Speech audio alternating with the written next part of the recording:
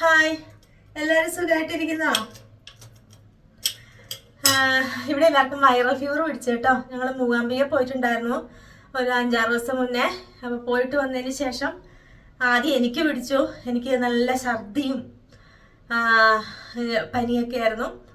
എന്തോ ദൈവാധീനം കൊണ്ട് ഓരോരുത്തർക്കാട്ടോ വന്നേ. എൻ്റെ ഒന്ന് ശരിയായി വന്നപ്പോഴത്തേക്കും ശശിയേട്ടന് പനിയും ഒക്കെ ആയി.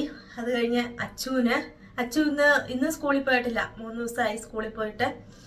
അപ്പം നമ്മൾ ഈ പുറത്തൊക്കെ പോകുമ്പം വെള്ളമൊക്കെ വല്ലാണ്ട് ശ്രദ്ധിക്കണം. ഞങ്ങൾ ശ്രദ്ധിക്കുന്ന കേട്ടോ. വെള്ളമൊക്കെ വളരെ ശ്രദ്ധിച്ചൊക്കെ നമ്മൾ കൊണ്ടുപോകുന്ന വെള്ളമൊക്കെയാ ഉപയോഗിക്കുന്നത്. പക്ഷെ അവിടെ ചെന്നപ്പോൾ ഞങ്ങൾ രാവിലെ കാപ്പി കുടിക്കാൻ കയറി. അപ്പം മിനറൽ വാട്ടർ അല്ലായിരുന്നു, സാധാരണ വെള്ളമായിരുന്നേ. പക്ഷെ അന്നേരം നമ്മളിവിടെ വന്നിട്ടും നമുക്കൊരു ബുദ്ധിമുട്ടൊന്നും തോന്നിയില്ല. വന്നിട്ട് 1 ദിവസം 2 ദിവസമൊക്കെ കഴിഞ്ഞതിന് ശേഷമാണ് കേട്ടോ ഭയങ്കര ഛർദിയും പ്രശ്നമൊക്കെ ആയത്. പിന്നെ ഇന്നിപ്പം ലച്ചൂരും ക്ഷീണമൊക്കെ ഉണ്ട്. അങ്ങനെ പനി പിടിച്ചിരിക്കുകയാണ്. അപ്പം ഇന്നത്തെ സ്പെഷ്യൽ എന്താണെന്ന് ചോദിച്ചാൽ നല്ല ചമ്മന്തിയാണ് കേട്ടോ. ഞാനിന്നിപ്പം എനിക്ക് എന്നാലും വായിക്കുന്ന ഒരു ടേസ്റ്റ് ഒന്നും ഇല്ല. എപ്പോഴും ഇങ്ങനെ ഭയങ്കര ക്ഷീണം. ഈ വൈറൽ ഫീവർ വന്നു കഴിഞ്ഞാൽ പിന്നെ ഭയങ്കര ക്ഷീണമാണല്ലോ, മേത്തുവേദനയും അങ്ങനെയൊക്കെ. അപ്പം ഈ 3 ദിവസമായിട്ട് കഞ്ഞി തന്നെയായിരുന്നേ. അപ്പൊ കഞ്ഞി കുടിച്ച് മടുത്ത്. അപ്പൊ ഇന്ന് ഇച്ചിരി നല്ല ചോറും വെച്ച് ഇച്ചിരി ചമ്മന്തി അരച്ച്, നമുക്ക് അങ്ങനെയാണല്ലോ പനിയൊക്കെ ചെറിയൊരു ഇങ്ങനെ ശ്വാസം മുട്ടുപോലെ ഉണ്ട്. രാത്രിയൊക്കെ ഭയങ്കര ചുമയും തുമ്മലും ഒക്കെ, ഛർദിയൊക്കെ മാറി. അപ്പൊ ഇന്ന് ഇച്ചിരി ചൂട് ചോറും നല്ല ചമ്മന്തിയും, ഇങ്ങനെ നമുക്ക് ഒരാഗ്രഹം വരുമല്ലോ, അങ്ങനെ ഞാൻ നല്ല ചമ്മന്തി ആക്കിയിട്ടുണ്ട്. അപ്പൊ ഇതാ നല്ല ചമ്മന്തിയും നല്ല ചൂട് ചോറും.